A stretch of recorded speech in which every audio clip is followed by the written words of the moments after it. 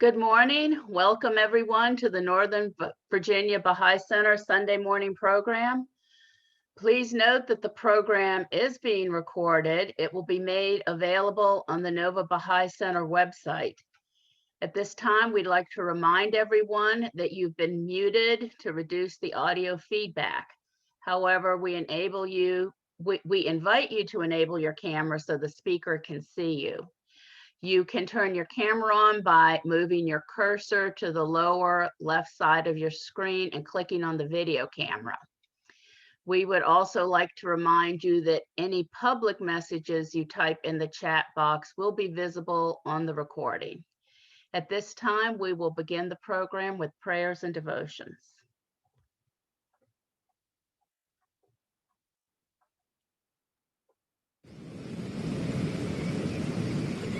Dispel my grief by thy bounty and thy generosity, O God, my God, and banish mine anguish through thy sovereignty and thy might. Thou seest me, O my God, with my face set towards thee at a time when sorrows have compassed me on every side. I implore thee, O thou who art the Lord of all being, and overshadowest all things visible and invisible, by thy name, whereby thou hast subdued the hearts and the souls of men, and by the billows of the ocean of thy mercy, and the splendors of the day-star of thy bounty, to number me with them whom nothing whatsoever hath deterred from setting their faces toward thee, O thou Lord of all names, and Maker of the heavens. Thou beholdest, O my Lord, the things which have befallen me in thy days. I entreat thee, by him who is the dayspring of thy names, and the dawning place of thine attributes, to ordain for me what will enable me to arise to serve thee, and to extol thy virtues. Thou art verily the Almighty, the most powerful, who art wont to answer the prayers of all men. And finally, I beg of thee by the light of thy countenance to bless my affairs, and redeem my debts, and satisfy my needs.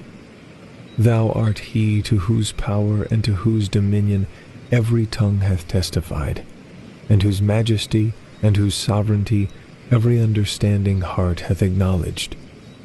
No God is there but thee, who hearest and art ready to answer. Baha'u'llah.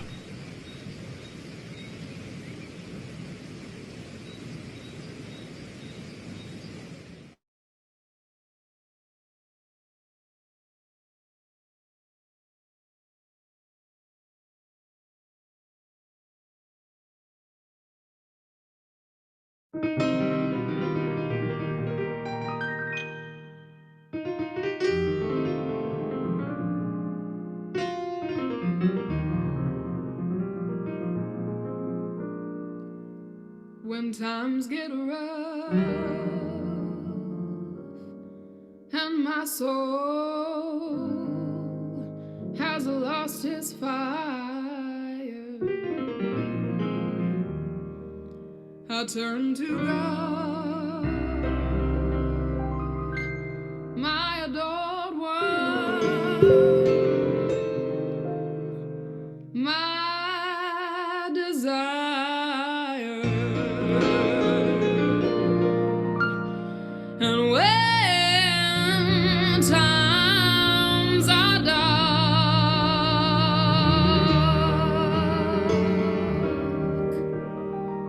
and my candle has lost its flame, I turn to God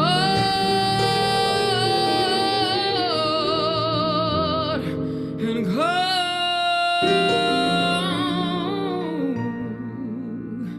his name.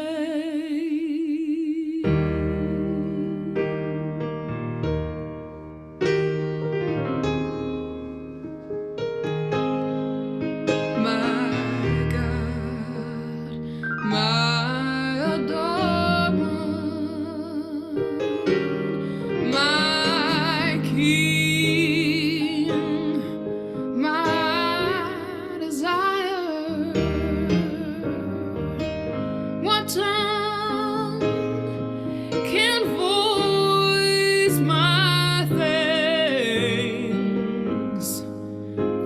my thanks to thee.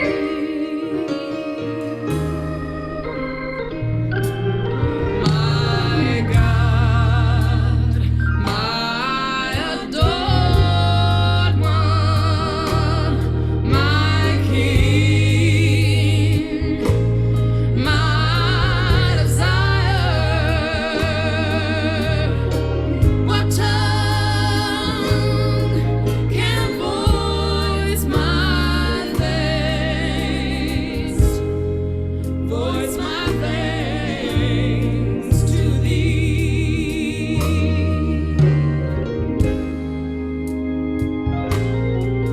My God, my adored one, my King, my desire. What tongue can voice my thanks?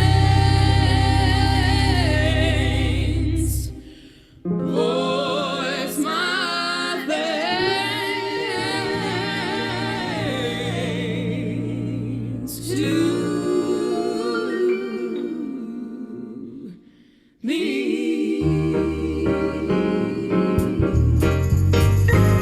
My God, my adored one, my King, my desire. What tongue can voice my thanks? Voice my thanks to thee. My God, my adored one, my King, my desire. What tongue can voice my thanks? Voice my thanks to thee. Oh, my God, my adored one, my King, my desire. What tongue can voice my thanks? What tongue can voice my thanks? What tongue can voice my thanks?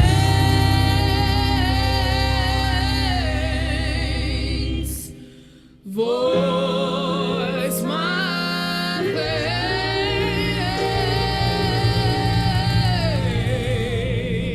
thanks to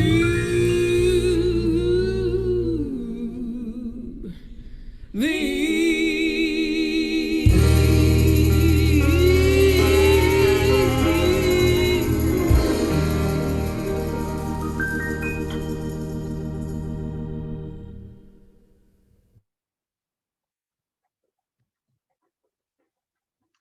Our speaker today is Stephen Kitchell. Stephen became a Baha'i on the 23rd of February, 2020. So it's almost his first Baha'i birthday. He was a Christian for 32 years. He graduated from Indiana University with a master's degree in Central Eurasian Studies with an emphasis on Iran and a minor in religious studies. He completed his thesis over Ali Sharani's reinterpretation of Shia Islam, which led to the 1979 Islamic Revolution. Stephen spent 12 years in the Army and got out as a captain. During this time, he spent 18 months in Afghanistan supporting Operations Enduring Freedom, 6 months in Kuwait supporting Operation Inherent Resolve against the Islamic states of Iraq and Syria, and 9 months in the Horn of Africa supporting operations in Somalia. The topic of Stephen's talk today is My Journey to the Baha'i Faith. Please welcome Stephen Kitchell.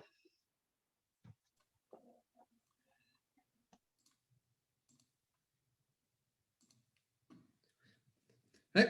Good morning, everyone. Thank you for attending, and thank you from Sunday morning program for allowing me to give this presentation. Today, I'm going to be going over my journey to the Baha'i faith. What led me to this journey? Now, I'm going to tell everyone up front. Some of this happened while I was deployed in Afghanistan and Kuwait. So I will say there will be a PG-13 portion as we get up there. Before we get up there, I will ensure that everyone knows what's coming, and I'll let you guys know when it's done. So just to give everyone a heads up, that part will be coming. But let's get into the presentation. I was raised an evangelical Christian. When I was growing up, we always went to church 3 times a week: Sunday morning, Sunday evening, and Wednesday night. And I was always raised the Christian the Pentecostal denomination. It was a very, very strict denomination of Christianity. I first heard about the Baha'i faith back in 2010. I knew a lady online. She lived in Canada, but her family's from Iran. And I knew her boyfriend. He lived in Los Angeles, or for all you Iranians out there, Tehrangeles. They were the ones who originally introduced me to the Baha'i faith. But I always had a passion for learning about other religions and other cultures. So when I first heard about the Baha'i faith, I really didn't think anything of it. But since I always loved learning about other religions and cultures, I did some digging into it, and I originally started to like what I see. Now, the first time I went to Baha'i Center, I was back in Indianapolis. And this is right before I deployed to Afghanistan, July 2013. I only went once because a couple weeks later I deployed, and I was only able to go there once. But I liked what I saw, and while I was deployed to Afghanistan, I had a lot of reading material mailed in. Like one book here, it's God Speaks Again by Kenneth Bowers. I had mailed in, and I read the whole thing cover to cover while I was deployed in Afghanistan. And then I always maintained contact with these two Baha'is, and they just continued to introduce more and more of the faith to me, and I really liked what I saw. Now here's a few points I really liked about the Baha'i faith. First one, not everyone is burning in hell for eternity. Because when I was always growing up, I was always taught, if you're not our very specific denomination of Christianity, you will not make it to heaven. So all non-Christians, no, they're definitely not making it. Baptists, no, you're not making it. Methodists, no. Catholics, definitely not. Then I also went further, so I was always taught like half the people in our very church were not making it. So when I started reading the Baha'i faith, not everyone is going to hell is something I actually really liked, because I always had a passion for studying other religions and cultures. At a certain point, I was always like, you know what? I don't think everyone is going to hell for eternity. So that was a really, really big sticking point for me. Another one is I had the freedom to leave the faith at 15 years old. Because I remember I was out in Afghanistan, I was thinking, I'm a 26-year-old captain in the Army, leading 110 soldiers and civilians in the combat zone. I'm not allowed to believe what I won't believe. I have to be a Christian. So the Baha'i faith says, no, at 15 years old, that is the age of maturity and you can declare. That is another aspect I really liked.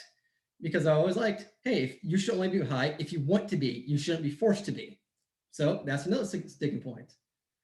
The third sticking point I really liked was the harmony of science and religion. Now, the thing about the harmony of science and religion is like, let's take Noah's Ark, for example.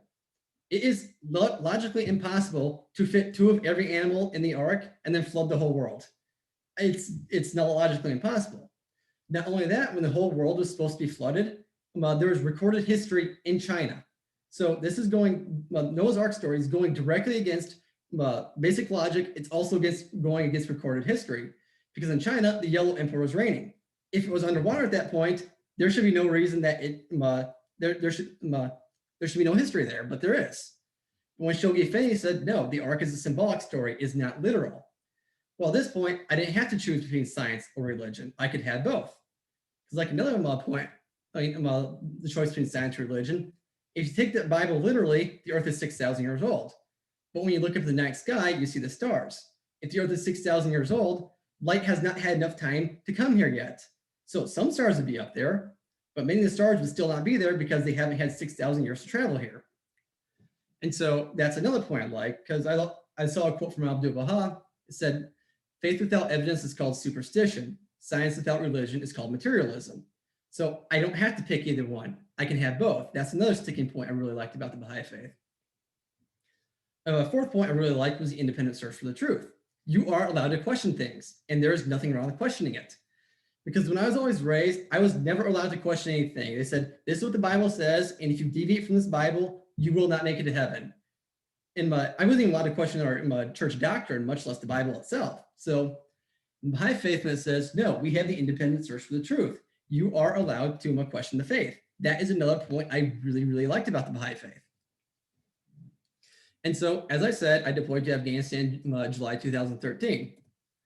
Here's a couple of pictures of me in Afghanistan. This picture here on the right, this is the first picture I took of me in Afghanistan. That's a picture of me. I took it at Bagram Air Base. In case you don't know where that's at, that's a little north of the capital, Kabul, because I originally was deployed there. This picture here on the left, this is a picture of me with one of the Afghanis at the Afghani Bazaar. Now, for those of you who may not know, in Afghanistan, when you go there, there are no price tags listed. Everything is barter price. And so the key to getting a good deal is you have to go with the Afghanis and build rapport with them, and then they give you good deals. Well, for those of you who know me, I was at my advantage there because I know Farsi.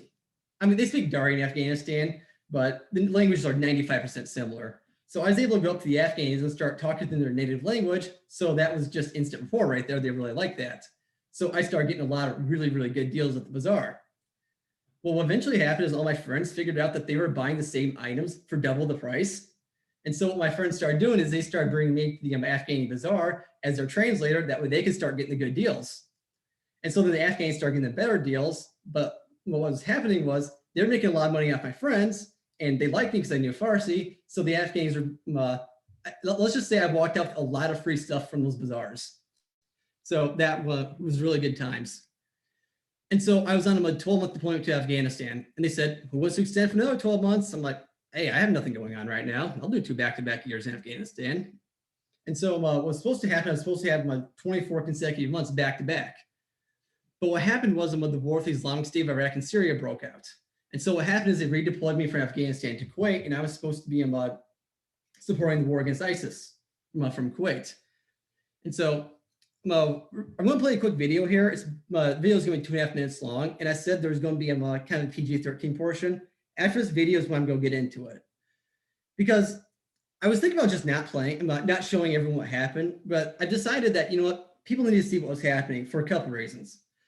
We've kind of come to the point in our society now where it's like you're not allowed to tell the truth because someone might say, oh, that's offensive, or, oh, that makes you feel uncomfortable. If people don't know the truth, then history is going to begin to repeat itself. Also, much of what I saw while I was deployed in Kuwait did play an enormous effect on my decision about the Baha'i faith. So rather than give everyone a watered down version of what happened, I decided, you know what, this is probably gonna make people uncomfortable to watch it, but it's a story that needs to be told. And so we're gonna play a 2.5 minute video. All this video is gonna be is just showing kind of how the lines are moving against ISIS, and then I'll get into what was going on. So we're gonna jump right here. Okay, here's what I want everyone to pay attention to, because right here is Syria and their civil war, and right here is Iraq. The groups I'm going to want you to pay attention to for 2.5 minutes are going to be ISIS, it's the black here, and then the Kurds, they're the yellow, and the orange. So those are the 3 groups I'm going to want you to pay attention to, because I will be making many references to the Kurds in my presentation. So here we go.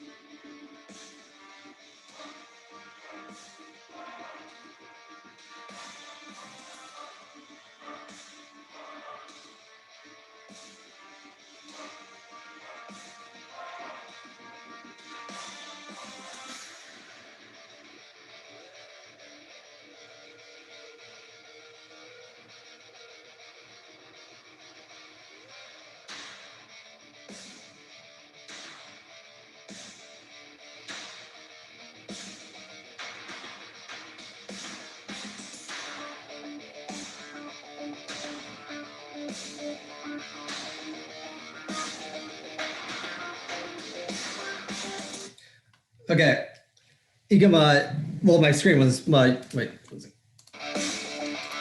Okay, I arrived in Iraq, I arrived in Kuwait a little before December 2014. Right a little before Christmas. This is how much land ISIS controlled. They controlled more land in the Great Britain. And during this time, ISIS was heavily fighting the Kurds in the north. So I will be making many references to them, but I want to see exactly how much land they controlled. And I said they're going to get to like more of the graphic portion. It's going to take you about 10 minutes to go through that. So if for those of you who have kids, just know that this is coming up, and As I said, I need to tell everyone exactly what happened because the truth needs to be told. So here's what happened. So, okay, this first video here, this was a Jordanian pilot. He was captured by ISIS. He was flying over their territory and his plane went down. They captured him. What happened here in this case was Jordan, they wanted their pilot back and they had ISIS prisoners. So they're negotiating a prisoner exchange between ISIS and Jordan. And ISIS, they sent their diplomats over to the Jordan, country of Jordan for the prisoner exchange. But what ended up happening is ISIS never intended to do the prisoner exchange. They were lying the whole time. So ISIS did is they released a video of the pilot in this cage here, and you can see flames coming in. So what ISIS decided to do is rather than do the prisoner exchange, they decided to burn the pilot alive. And rather than just burn him, what they did is they had a whole production that went with it. They had music, they had a script going across the screen, and they posted it online. So if you look online, you can find the video, which I'm not going to play the full video. This is one example of what they were doing. Here's another example of what they were doing. Because women under ISIS, this is what they were required to wear. They were required to wear the full niqab. Sometimes they could show their eyes, sometimes they couldn't, and they weren't even allowed to show their hands. That was the dress code. And this is from the book In the Skin of a Jihadist on page 96. It says, in Raqqa, that was the capital of the Islamic State of Iraq and Syria right there. Because I showed you in the video how much the lines are moving back and forth. Raqqa was their capital because they actually had a government in place and you're really fighting against the country. I mean, it's a terrorist country, but they're still a country.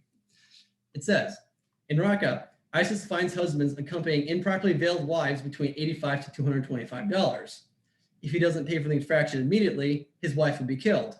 In contrast, the fine for men not wearing a beard or jebela is about $35. So if you're a woman under ISIS control, make sure you always carry $225 on you. Because if an ISIS terrorist could stop you anytime he would and say, you're improperly veiled. If you don't pay immediately, he can just kill you right then and there on the spot. And this is just one example of ISIS law that I'm showing. There are many other examples too. And then this one, I said this one's a little bit more graphic, but I decided that people need to know what happened because right here, this stadium right here, this is in Raqqa, Syria. This is the capital of ISIS. Before the Syrian civil war started, it was a soccer stadium. But what ISIS decided to do is decided to change it from soccer stadium into their execution stadium. So what ISIS would do whenever they carried out the executions, they would fill the stands full of people, and that would just be their public entertainment. So if you're a supporter of ISIS, this was your entertainment. If you're not a supporter of ISIS, the idea was to strike fear into you. That way you would not get out of line. And this picture right here on the left, this is this woman. She was brought right to the center of the stadium, and she's going to be executed. Because what she did was she was going to attempt to flee ISIS, but she didn't get away. But it wasn't just enough for them to kill her. What they did is they brought her right in front of they brought her to the center stadium, right in front of her children, and execute her right in front of her kids. And then that's just one example of the types of executions they would do. And then there are other ones, like one of the ones that was ISIS was famous for, they loved to crucify people. That was another one. And then there's this other one, this always stuck in my mind. I just never forgot this one. Because this woman, she went to her son. Her son was about 20 years old. They went to her son. She's like, hey, we need to leave ISIS. But her son was a really big ISIS supporter, and he didn't want to leave. So what he did is he turned his mother over. Well, you can't leave the organization. That requires a death penalty. So what they did is they brought her to the center stadium to be executed. But just like this woman here in the picture, it wasn't enough just to execute her. They actually gave her son a sword, and her son execute his own mother. And that's just this is what ISIS was doing during this time.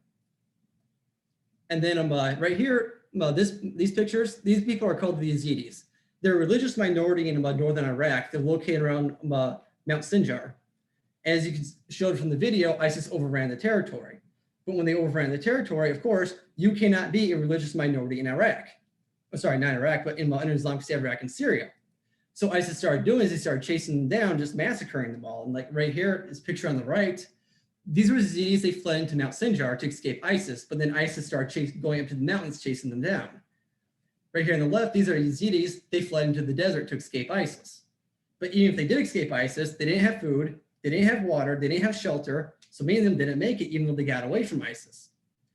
And whenever ISIS caught them, like the men, they would just kill immediately. But the women and children, they would capture and bring back to their territories. And this picture, next picture right here, these are women who are caught by the Islamic State of Iraq and Syria. Because you can see the chains on them. What's going to be happening to them is they're going to be taken up onto the stage, and they're going to be sold to ISIS men. And on the right here, these are the prices for the Yazidi women. Women between the ages of 40 to 50 were sold for $42.90. If they're over 50, they just killed them right then and there on the spot. And the younger the woman was, the more valuable ISIS considered them. So women between the ages of 0 to 9 were sold for $171.60. And whenever they sold any of the Yazidi women, what would happen was they'd give whoever bought those women a book. And in that book, it was under ISIS law for how to properly treat your slaves. Because ISIS, they legalized slavery is what they did. And so I'm going to read them a little excerpt. It's from a book here. It's called The Rage for Order. The author of the book, he got in contact from a man who went by the name of Abu Ali. Because Abu Ali, he originally joined ISIS because he believed the propaganda and joined them. But when he got there, he was absolutely appalled at what he saw. And so he ended up defecting. He's able to get away. And he got in contact with the author. And here's the excerpt from the book. The next day, Abu Ali was transferred to another guest house in Fallujah, not far away, which was under ISIS control. This one was crowded with men. Not long afterwards, he was amazed to hear the sound of 2 girls giggling in the next room. Another fighter told them the girls were Yazidis who'd been captured in northern Iraq 8 months earlier when ISIS overran the area and sold hundreds of Yazidi women and girls into sex slavery. They were 13 to 14 years old, the man said. They had been offered to the governor of Fallujah, who didn't want them, so they are being kept here for the moment. Abu Ali had heard about the Yazidi sex slaves, though he'd never encountered any himself. The men called them Sabiya. If you don't know what the term Sabiya is, it's an Arabic term for a captive in a time of war.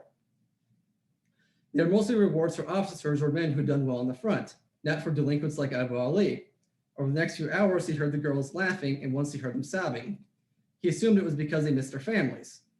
Later that day, a shouting match erupted among the dozen or so men in Abu Ali's guest house. All of them wanted the Sabiya. It went on for a half hour or so, getting increasingly heated. Then a man in fatigues burst in. He looked like the commander. He asked where the Sabiya were, and one of the men pointed to the door of the next room. He marched in without a word. 2 loud gunshots rang out.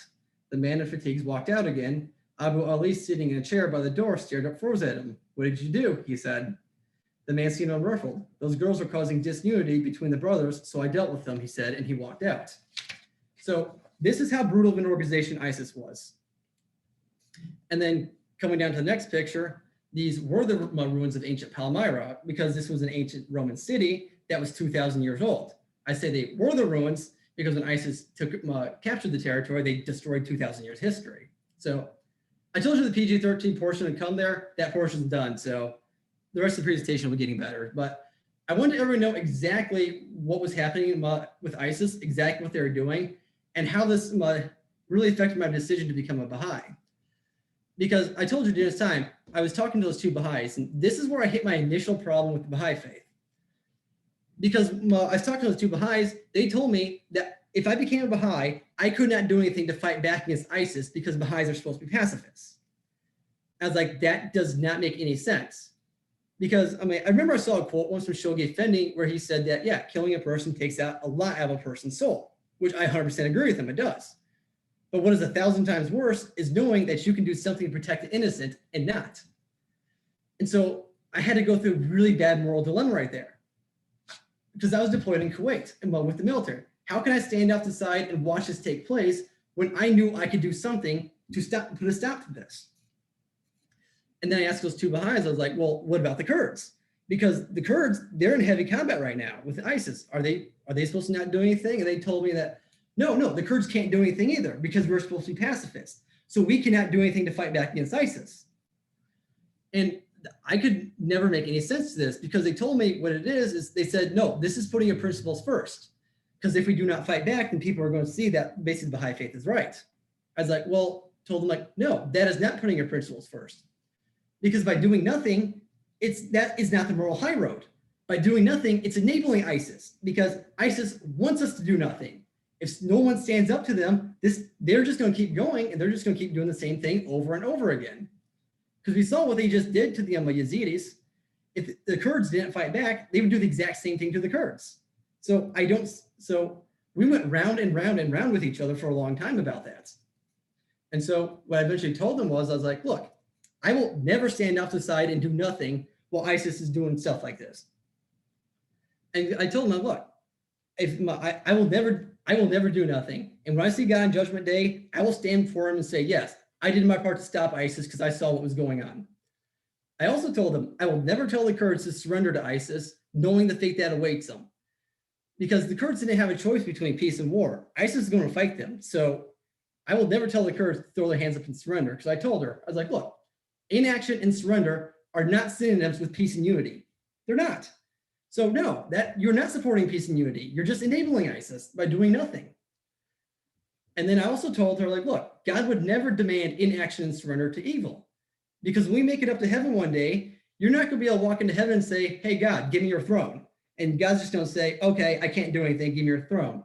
No, God is not going to surrender his throne to anybody. So why would he expect us just to throw our hands up and surrender in this world? So after this argument, I told him, like, look, no, I'm not going to become a Baha'i. That's what I have to do. I'm going to do my part to stop this war from continuing. So I rejected the Baha'i faith. And so this is a quote I knew at the time. It says, this guy, and I still agree with this quote today, is from a pastor. He was executed by Nazi Germany. He said, silence in the face of evil is evil itself. God will not hold us guiltless. Not to speak is to speak. Not to act is to act. Because I told those two Baha'is, I was like, look, if I don't stand up to stop ISIS, who will? Somebody else is supposed to do it for me is the wrong answer. No, this group needs to be stopped, and there's no reason I should not do my part to stop them. But I do want to make one thing clear. There is no argument over the choice of peace and war. Absolutely, we should choose peace. Absolutely, we should negotiate. And absolutely, we should compromise. I 100% agree with this. But ISIS did not choose peace. And it wasn't a choice between peace and war for the Kurds. It was a choice between do they fight or do they surrender? Those are the choices. And if they surrendered, they would have met the same fate that the Yazidis met. So surrender really wasn't even an option for the Kurds. And I could never tell them not to fight back against ISIS. So after that conversation I had those two Baha'is, I rejected the Baha'i faith. I was like, no, I'm not becoming Baha'i for that reason. And so what happened was I went back to, I did my 6 months deployed in Kuwait, and I was supporting that war against ISIS. And then went back to Indiana University. And when I went back to Indiana University, this is when I got my master's degree in Middle East Studies with an emphasis on Iran. And I started looking at other ideas. I started looking at other religions. I started looking at other philosophies. But I would say nothing really stuck because I could always find inconsistencies in every one of them. During this time, I was also never allowed to decide what I wanted to believe. So I was really not that excited about the church. I mean, I went to church every once in a while, but I was really never passionate about it for the reasons I told at the beginning of the presentation. As also during this time, I deployed to the Horn of Africa. That's when I did my 9 months deployed there, supporting the war in Somalia. And so that was my 3rd deployment with the Army. It's also my last one. I mean, I would say I was not a very religious person during this time, but if you asked me, I would have said I'm a Christian. But the only time I ever went to church was with my friends or my family. Other than that, I really never read the Bible. I really never prayed. So it's just, I really wasn't interested in it. I'd also, during this time, I'd also say, I was really never satisfied with life. It was like something was missing inside. And then 5 years went by. It's like, you know what? I'm going to take one more look at the Baha'i faith because I've looked at so many other ideas that I'll take one more look at it. So about a year ago, right before Christmas, I came over here to the Northern Virginia Baha'i Center. I was like, I'll give it one more try. I mean, there was enough I liked about the faith. I was willing to take one more look at it because I had to remember, like with Christianity, it's like sometimes I'll see people talk about the Bible and I'm like, yeah, that is definitely not in the Bible. Maybe it's the same thing with the Baha'i faith. I don't know. Maybe they told me wrong. So I came over to Northern Virginia Baha'i Center. And when I walked in, the first thing I saw was a security guard with weapons. I was like, well, if these people are pacifists, then they shouldn't have the security guard standing there. So I thought that was a little bit odd. And so I went in and talked to a couple of the people. I talked to a lady from, her and I sat down. We talked about, say, 30 to 45 minutes with each other. And I asked her about this. Like, look, would I have been required to stand outside and do nothing about this? And she told me, no, you are not allowed to do anything because as a Baha'i, you have to be a pacifist. That is not allowed. I will say that put a very, very bad taste in my mouth. And so I just kind of like, okay, we continued talking. And then I walked out the door. I was like, okay, I'm probably never coming back here ever again. And so later on that week, I kept having a really strong urge. It's like, no, go back, go back. It's probably God telling me, no, go back and ask again. So I went back a few more times to the Baha'i Center. And I was standing in the, I was standing in that little bookstore that we had, reading some of the material. And when the ladies came in, she's like, I've seen you come here a few times, but you haven't declared. May I ask you what's going on here? And I told her about a lot of what happened in Kuwait, where basically what ISIS did to the Yazidis. And it's like, I don't know if I could ever stand off the side, justify doing nothing when I saw that. And she looked at me and goes, no, that is a misinterpretation right there. You do not have to be a Baha'i and a pacifist. You are absolutely allowed to defend yourself. So like, okay, I got 3 Baha'is telling me I have to be one Baha'i telling me, no, I do not have to be one. So I thought, okay, it is up for discussion. There's obviously there's not unanimous agreement among the Baha'is. And she told me that in the Baha'i faith, we have something called the independent search for the truth.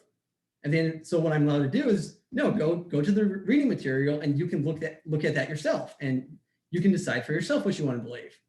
It's like, okay, so I'll do that. And I started looking at some of the verses, and here's the first verse I found. It said, arms and armaments will then be no more needed beyond that which is necessary to ensure internal security of the respective countries. And that's from Baha'u'llah. Here's what stuck out to me there. He says, arms and armaments will be needed. That is not pacifism.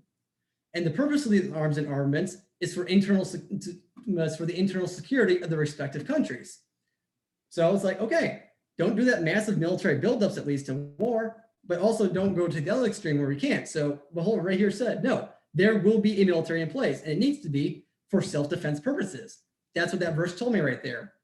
So I was like, okay, maybe I am allowed to do something to ISIS, and maybe I don't have to tell the Kurds to surrender to ISIS, knowing what was going to happen to them. And then here's another verse I found. This is from Shoghi Effendi. It said, a world order backed by an international force will carry out the decisions arrived at and apply the laws enacted by this world legislature and will safeguard the organic unity of the whole community. Here's what stuck out to me there. Backed by an international force. That is a military. That is not pacifism. Because even Shoghi Effendi said, when this global order is built, there will be a military in place. But the purpose of the military isn't to go run out and start fights. It will be to safeguard the organic unity of the whole Commonwealth for defensive purposes. Because like this, then I had to reflect back to what I saw with the Kurds. The Kurds, they had to pick up weapons and fight back against ISIS because they knew what was going to happen to them if they didn't. And so this really stuck to me that even hundreds of years from now, when the global order is built, there will still be a military in place for defensive purposes, and it's their job to safeguard the Commonwealth. That is not pacifism. And so I continued to do deeper research into the scripture. I was like, okay, I'm like, can I find any time in the Baha'i faith where yes, self-defense was used and it was authorized? And the answer is yes, I did find it. Which is, oh, sorry, there was one more quote before I get to there. It's another quote that stuck out to me. Every age hath its own problem, and every soul its particular aspiration. The remedy the world needeth in its present day afflictions can never be the same as that which a subsequent age may require. Be anxiously concerned with the needs of the age you live in, and center your deliberations on its exigencies and requirements. Here's what stuck out to me in this one.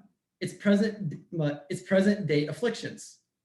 800 years from now, ISIS won't exist, so we don't have to deal with that. And yes, there will be peace, but that day is not today. So we can't say, well, 800 years from now, this is how it's going to be, so that's how we have to act today. No, we need to focus on the present day afflictions. That's what really spoke to me right there. And so I was like, okay, if I'm allowed to do that, and both Shoghi Effendi and Baha'u'llah said that, yes, there will be a military. Okay, I am allowed to do something to ISIS, and I don't have to tell the Kurds to surrender. But then I was like, okay, is there any time I can look in the Baha'i faith where self-defense is used and was authorized? And the answer is yes, which brings me to the Battle of Fort Tabarsi. This was a battle that was fought between the Babis and the Qajar dynasty in Persia. Now, before you say, well, this is a different era, Shoghi Effendi endorsed what the Babis did at Fort Tabarsi. And I will, at the end of my Fort Tabarsi part, I will show you exactly where Shoghi Effendi did that. And this is also significant because half the leaders of the living were killed here, including Mullah Hussein and Qudus. And for those of you who may not be Baha'is, if you don't know who the letters of the living are, those are the first 18 members who declared to follow the Bab. Because like Jesus, he had his 12 disciples. The letters of the living, there were 18 of them, and those are the first 18 who followed. Mullah Hussein, he was the first one who recognized the Bab as a manifestation, and Qudus was my number 18 in letters of the living. And in case you don't know what a manifestation is, it's whoever God decides to bring his revelation to, and they're the ones who bring the revelation to the world.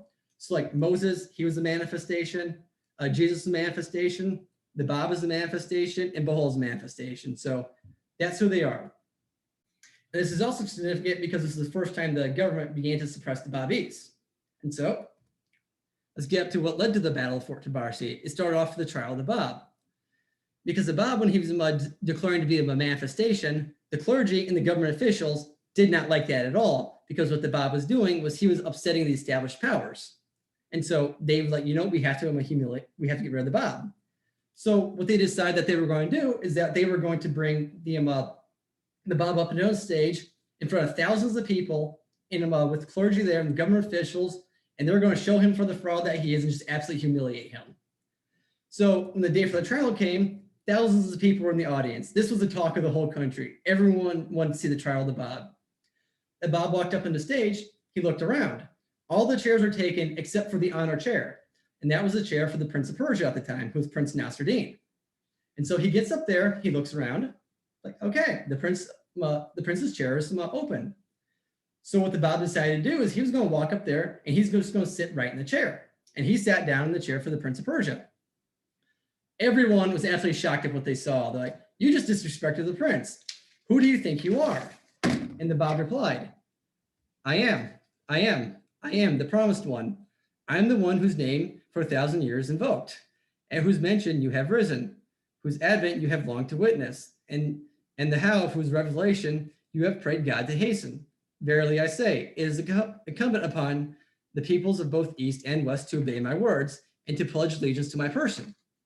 Because this is where he declared to be the established one. And notice what he said, that both the peoples of East and the West must obey him. Because in Christianity, it says that Elijah must proclaim the return of Christ. This is when he declared to be the people, declared the West, that's where he declared Christianity. That's where he fulfilled the role of Elijah, fulfilling the biblical prophecy. And so during this time, the religious clergy were just they were just angry at what he said. Like, you cannot say this, that's blasphemy, you're an imposter. So without getting into all the details, there's an interrogation of the Bab that followed. And long story short, the Bab triumphed into the interrogation and he just absolutely humiliated them all. And so they were not very happy, so they had the Bab taken out and bastinadoed. And if you don't know what that means, it means they whipped the soles of his feet, and that's what they did to him because he was right. And so during this time, the Babis and Mullah Hussein were not very happy that the Bab was being held in prison. And so Mullah Hussein traveled to the region to demand the release of the Bab with a couple hundred other Babis. And they ended up in the town known as Bar Farouche. That town is located in the province of Mazandaran. It was no coincidence they ended up here because Bar Farouche was the hometown of Qudus, and they needed to find provisions and rest. That way they can continue their journey. They couldn't go to a small village with like 50 people because there were a couple hundred Babis traveling there, and they couldn't, the small village wouldn't be able to have enough provisions and rest for them. So what happened was they had to go to a larger town, and Bar Farouche was along the way, so they ended up there. However, when they ended up at the town of Bar Farouche, they were not welcome there because what one of the local officials did is he went running in to the mosque and he started inciting all the people in the town against the Babis. So when the Babis arrived, they were attacked by 3,000 to 4,000 villagers. And the Babis did everything they could to defuse the situation because they didn't want to fight back. But the villagers wouldn't have it, so Mullah Hussein ordered the villagers to open fire in self-defense. And it's like what knows to me is Mullah Hussein didn't say, no, we're not allowed to fight back. No, they did everything they could to defuse the situation before defending themselves. That is what was significant to me when I read that. And then afterwards, the locals are actually very angry at the Babis by this point, even though the Babis did nothing wrong. So the Babis agreed that they were going to leave the town of Bar Farouche and head for Amal to get out of there before things became worse. But they hit an enormous problem when they were leaving. Because the Shah of Persia, he passed away at the time. The Shah passed away on 4 September, and the conflict in Bar Farouche took place on 11 September. So at this point, the country was beginning to plunge into chaos, so they couldn't just get out. So what they had to do is they had to get a guide to take them through the hills and the forest. That way they'd get out, because if they just walked down the road, they'd probably be waylaid and probably robbed. And so they needed to find someone who'd get them out. But on a little side note real quick, it says in the Bible, and I will set my throne in Elam, which is Persia in the 1800s, modern day Iran, and I will destroy from thence my kings and princes, saith the Lord. But it shall come to pass in the latter days that I will bring again captivity to Elam. When the Bab sat him on the throne for the prince of Persia, that's where he fulfilled the prophecy in the Bible, I will set my throne in Elam, which is Persia. And thence I will destroy the kings and princes. Right after the trial of the Bab, the Shah passed away. The prime minister was exiled soon afterwards.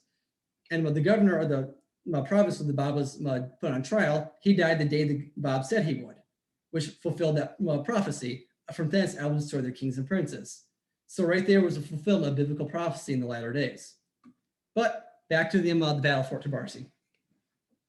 So a man named Khusra, he offered to help the Baha'is leave because they needed help, someone to guide them through the hills and the forest. That way they could avoid further conflict. However, what ended up happening is that Khusra did not intend to help them. He intended to double cross them. So what Khusra did is the locals were slowly just attacking the Baha'is, just kind of whittling them down. Well, Mullah Hussein eventually figured out what was going on and he ordered Khusra to be killed. So now the locals are even more angry by this point because they want to avenge the death of Khusra, even though Khusra intended to double cross them, and they're mad at the Baha'is for defending themselves. So what the Baha'is had to do is they had to find shelter for the night because you can't just camp in the middle of a forest or hills when there's a lot of conflict going on. So what they did is they made their way to the shrine of Sheikh Tabarsi. And when they got to the shrine of Sheikh Tabarsi, they began building up their defenses because they knew they were trapped and they couldn't get out. And while they're building up the defenses, the locals were attacking them periodically during the fort.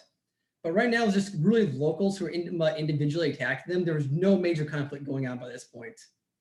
Because with the Shah passing away, all the governors and chiefs, they all went to Tehran for Shah Nasruddin's coronation. And so there was really no government forces during this time.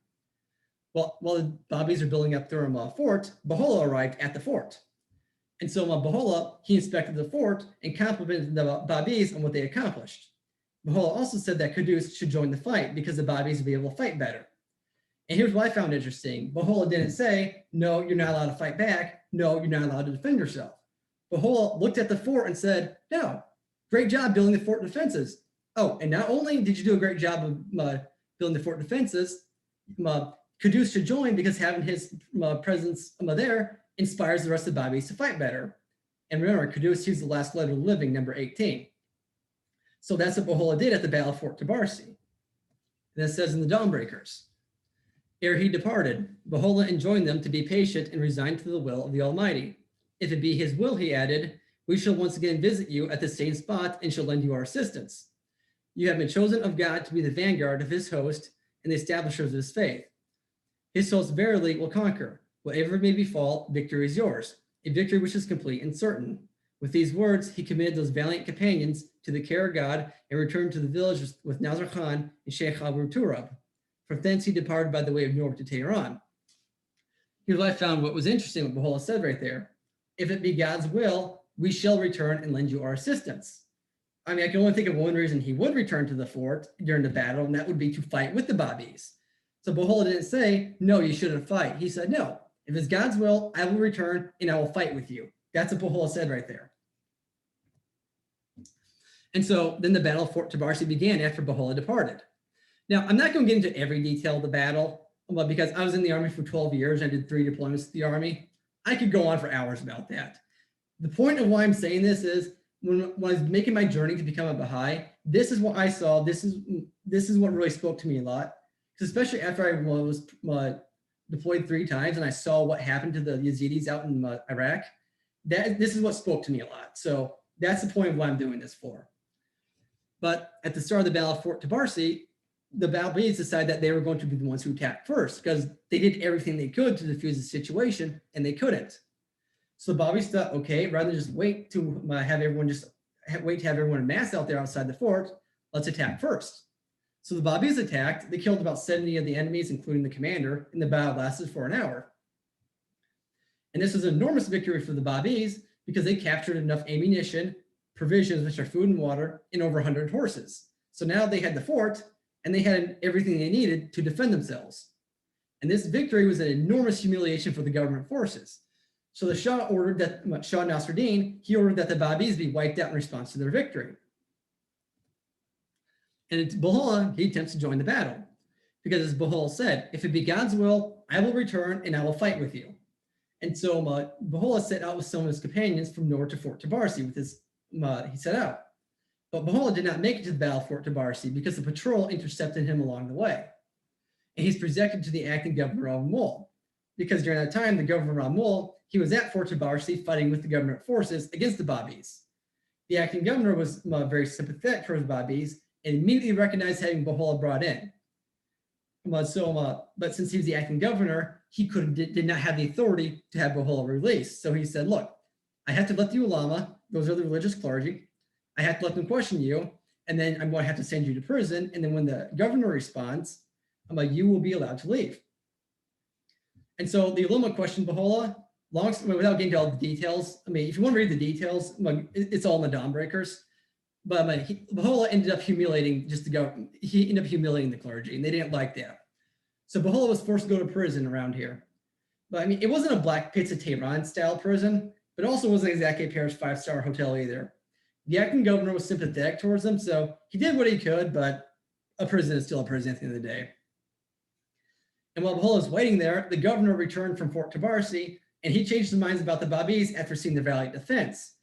Because the governor was very anti-Babi beforehand, but when he returned, he's like, you know what, I'm not so against the Babis anymore because they were doing such a valiant defense. And so when he went up to Fort Tabarsi, so he went there, the governor, he released Baha'u'llah, and he sent Baha'u'llah on his way. So Baha'u'llah was unable to join the battle. That's why he wasn't there. And so the siege continued. In January, the Babis attacked again before more government reinforcements arrived. This was another victory for the Babis because Qudus was injured, and Mullah Hussein decided to stand between Qudus and his attacker and sacrifice himself to save Qudus.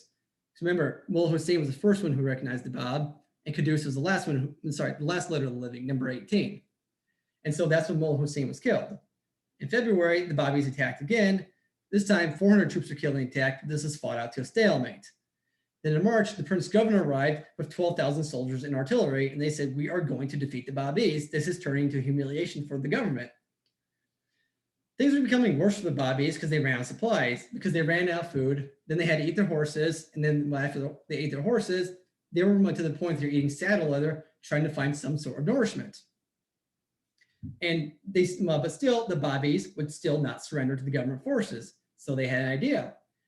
So what the Prince Governor did is he said, if you surrender, you will be spared. And he even made sure that he signed copies of the Quran, because by this time, less than half the Babis remained at the battle, because the rest of them were killed in fighting. So since he signed copies of the Quran saying, yes, I swear on the Quran that you will be spared, the Babis surrendered and they walked out. But they ended up being lied to, and the